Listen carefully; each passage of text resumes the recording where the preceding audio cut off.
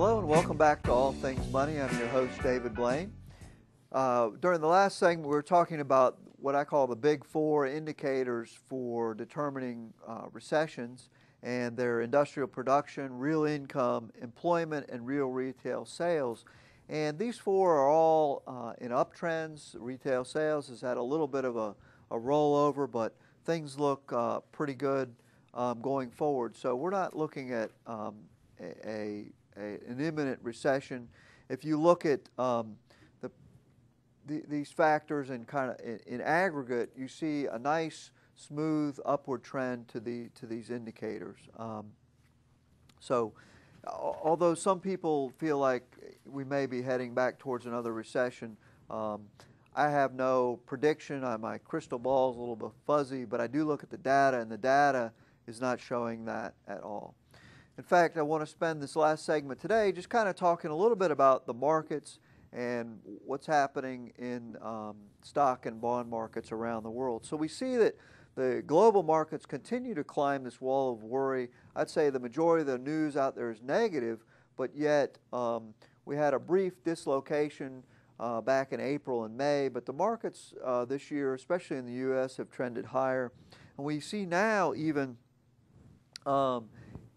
overseas, we see markets starting to trend higher. They've had a much more difficult time than the U.S. this year, but out of the 45 markets tracked by the MSCI All Country World Index, we have about 70% now have rising 200-day moving averages. And what this means is that over the past 200 days, if you take an average of the price that it's rising. And not to get you all wrapped up in the technical aspects of that, but the point is that when more than half of the country's stock markets have rising 200-day move averages, typically very good for markets as a whole. We see that over the next 6 to 12 months on average, when this condition exists, we see fairly decent gains in the market. We don't see a lot of evidence of this global contagion existing. As I mentioned already, the U.S.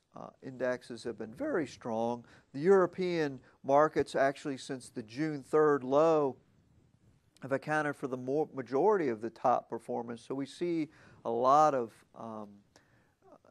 upswing in the European markets, especially if you stay away from the southern markets.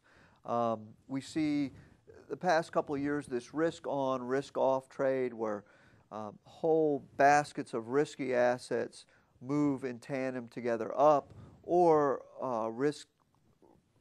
relatively lower risk assets. So we see these big blocks. Well, the risk-on trade is in full swing now. We see investors exiting the defensive sectors such as healthcare, utilities, things like that. Global bond market futures, which are a good indicator of the risk-off trade, have all dropped below their 15-day moving averages as investors continue to move towards higher yielding indexes. We also see the Morgan Stanley cyclical index.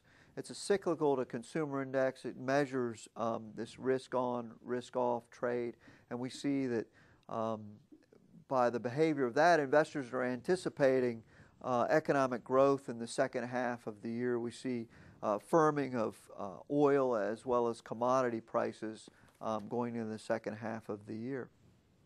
In the U.S., as I mentioned already, a premium has put on companies that are able to grow.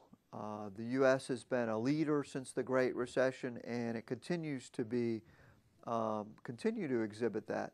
We see that there's a premium being placed on companies that are able to continue top line, meaning revenue growth, as well as bottom line, profit growth. And by definition, these are growth stocks. We still see a lot of problems in the value index. The Russell 1000 growth has significantly outperformed the 1000 value index, and we see that industries such as financials and things like that are continuing to have problems. Now, one concern is we do have very high margins, profit margins for the companies, and so we need to keep an eye on that. If companies can continue to keep their profit margins high, things should continue to progress very nicely. We also see that share repurchases by companies, a stock or a company, just say Coca-Cola, they have, I don't know, 10 billion shares, I'm just making that up, 10 billion shares outstanding that trade on the market on a daily basis. Well, if a company has a lot of cash, they have several things they can do with it. They can invest it in new plant and equipment, they can pay dividends to the shareholders, or they can go out and they can repurchase some of their own stock. And so if they reduce the supply of stock on the market, what happens to the price? In theory, it should go up, and this has been borne out over the years that typically if a company thinks its shares are undervalued, so let's say they think they're worth $50 a share, but they're trading on the market for $40 a share, well, then they go out in the marketplace and they buy some of those shares and they take it off the market. It's in effect a way to deliver value to the shareholders. And so we see companies doing a fair amount of that right now. I wanted to spend, we've got about a minute and a half left for today's show, and I wanted to spend a few minutes talking about housing. We've seen that housing activity has picked up across the board, but for the past 6 years, housing has basically not contributed anything to GDP. There were a few quarters where it did, but for almost 6 years, housing has not contributed anything to GDP growth on a significant basis. And we're seeing that in the first quarter, it contributed 0.4% to growth, and we're seeing signs that it's starting to contribute something to growth. Now, I don't know that we're out of the woods quite yet, but housing prices have definitely started to firm. We see that some of the excess supply in the market has been eliminated.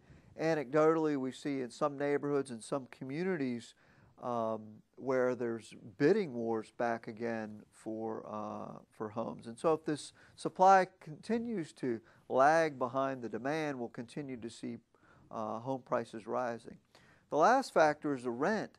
Rents have been rising significantly, and so the home affordability index is at one of the highest levels that it ever gets to. And so for people that have decent credit and have a down payment, buying a home now can be a tremendous thing. Well, we're running out of time for today's show. Maybe we'll pick up on this again next week, talk a little bit about the housing market. Well, that's all the time we have. We hope that you'll join us again next week at the same time. The proceeding was a paid program. The opinions expressed are not necessarily those of WNBU and Inner Banks Media.